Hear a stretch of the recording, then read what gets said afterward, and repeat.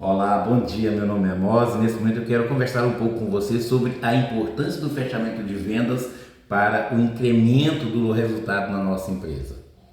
Para começo de conversa, eu quero dizer para vocês que a primeira coisa que nós temos que vender para o nosso cliente é a imagem de uma pessoa bem-sucedida, a imagem de uma pessoa que tem condições de atender às necessidades do cliente e de uma empresa que não vai deixar o cliente na mão na hora que ele mais precisar. Uma empresa que tem condições de entregar aquilo que promete.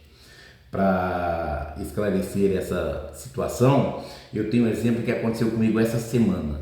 Eu atendi um cliente aqui em Porto Velho, já fazia um tempo que eu vinha negociando um projeto de consultoria e essa semana foi o fechamento. E quando eu cheguei para a reunião final, eu fui recebido por um gerente que eu havia visto algumas vezes, mas eu não tinha conversado com ele ainda.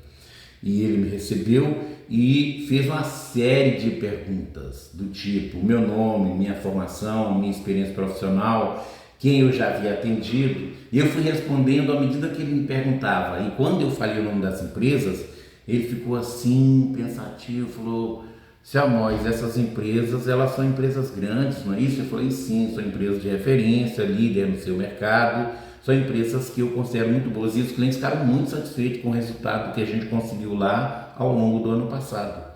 Falou: beleza, bacana, vamos subir porque o nosso patrão está esperando lá e a gente vai participar da reunião. Aí quando eu chego na sala de reunião, estava lá o dono da empresa, a sua esposa, o seu contador, o seu gerente geral, aí chegou eu e chegou mais esse gerente que me acompanhou, e esse gerente participou de todas as reuniões. Durante as conversas eu percebi muita resistência por parte da esposa do patrão, do seu gerente geral e do seu contador. E todas as vezes que esse gerente que me acompanhou fazia as apartes, ele sempre falava dos resultados que as empresas que eu havia atendido estavam alcançando.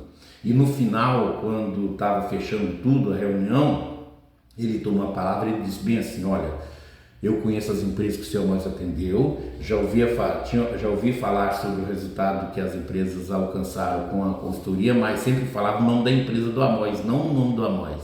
E eu quero dizer que se o Amós entregou isso lá, nessas empresas, ele tem condições de nos ajudar aqui na nossa necessidade.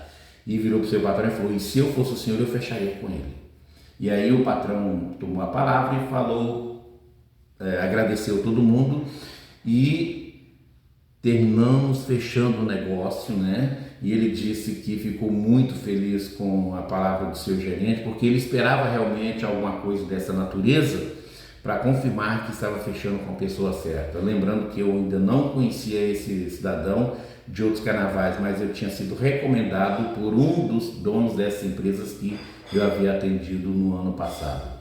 Isso mostra para a gente que vender uma imagem positiva é um dos caminhos que abre portas para fechamento de negócio durante o processo de venda na nossa empresa. Um outro ponto a ser trabalhado aqui é exatamente a gente ter recursos para conhecer um pouco mais o cliente, porque eu preciso de informações.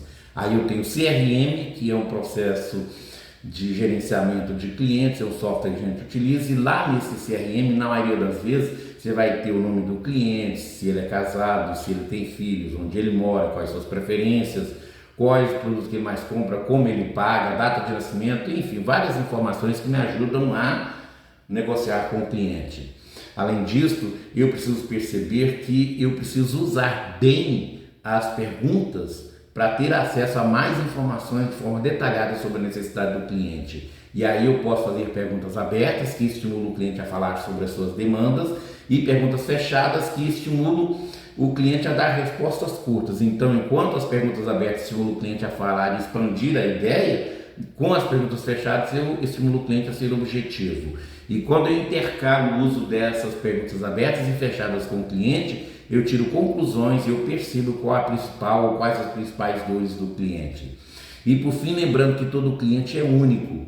Ele tem estilos individuais, um cliente pode ser muito apressado, outro pode ser muito eufórico, outro cliente pode ser aquele cliente que se sente único e importante, outro pode ser aquele cliente que é colérico, enfim, cada cliente tem o seu estilo. Eu preciso atender cada cliente dentro do seu estilo.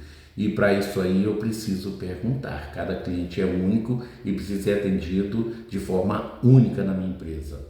Daí chega o momento do fechamento da venda. No fechamento da venda, eu preciso conhecer profundamente a empresa a qual eu sirvo, preciso conhecer profundamente as suas diretrizes e políticas e também preciso conhecer profundamente os seus produtos. Cada produto tem uma proposta, cada produto é feito para desenvolver determinadas situações, então essas características eu preciso conhecer do produto. E na hora que eu for negociar com o cliente, eu preciso lembrar desses produtos e serviços que eles fazem. E aí eu vou associar as características do meu produto com as necessidades do meu cliente, vou conversar com o cliente, mostrando para ele que se ele adquirir o produto A, esse produto A, quando utilizado, vai resolver o problema B do cliente. E preciso pedir para ele o consenso, a anuência dele, se ele concorda com essa situação. E no momento em que ele concordar que um produto A pode atender a necessidade B, ele abre o caminho para negociação. Ou ele pode colocar objeções. E aí nas objeções eu preciso entender que não é para eu ficar apavorado, mas é o momento que o cliente está pedindo mais informações, ele precisa conhecer um pouco mais.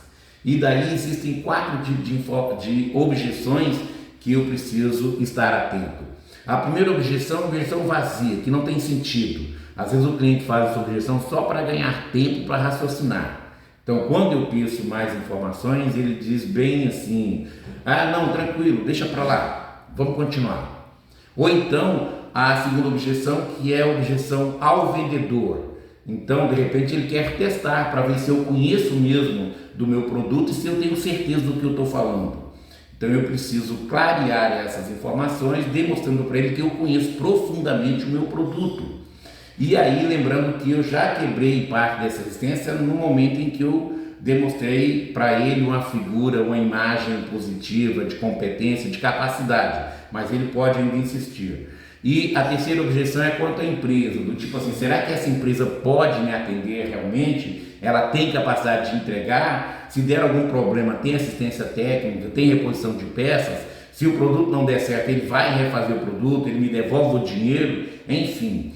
A objeção à empresa também precisa ser clareada para o cliente que ele tem dúvidas. E a última objeção em relação ao produto e por tabela ao preço, porque pode ser que o cliente não conheça bem aquele produto e ele precisa de mais informações, eu preciso entender isso, eu preciso clarear para o cliente, dar mais informações. Se for ao preço, eu preciso entender por que ele está dizendo que o produto é caro de repente. Pode ser que ele não tenha condições de pagar da forma que eu sugeri, pode ser que o produto do concorrente esteja mais barato e aí eu preciso entender que o meu produto tem características que o produto da concorrência não tem, e eu não vou falar mal da concorrência, mas eu vou reafirmar a capacidade de solução dos problemas do cliente através do uso do meu produto, e uma vez clareado isso, eu vou fechar o negócio. E para fechar o negócio eu preciso emitir a nota, eu preciso entregar o produto ou fazer o serviço e receber do cliente. Uma vez que eu fiz isso, a gente finaliza a venda, finaliza bem e o cliente sai feliz. Agora eu preciso só voltar com vocês naquela situação da chegada do cliente na minha empresa. Ele chega cheio de expectativas. E aí, durante a interação que ele tem comigo, ele vai realizar ou não as suas expectativas. E aí chega no momento da gente perceber como o cliente está enxergando a minha empresa. Então é a percepção que o cliente tem comparado com a sua expectativa. Se a sua percepção for menor do que a expectativa, ele vai embora. Como eu falei para vocês, ele nem vai dar chance da gente negociar com ele. E aí perdemos. Se a sua percepção foi igual à sua expectativa, nós não ganhamos nada, porque simplesmente a gente empatou com as outras empresas. Nós estamos ali na mediocridade. Tanto fazer comprar da minha empresa quanto comprar da empresa da esquina vai ficar do mesmo tamanho. Agora, se sua percepção é maior do que a sua expectativa, aí bingo, meu amigo. Nesse momento, palmas para mim, palmas para minha empresa, porque ele fechou comigo. E ele ficou encantado porque eu entreguei mais do que ele esperava.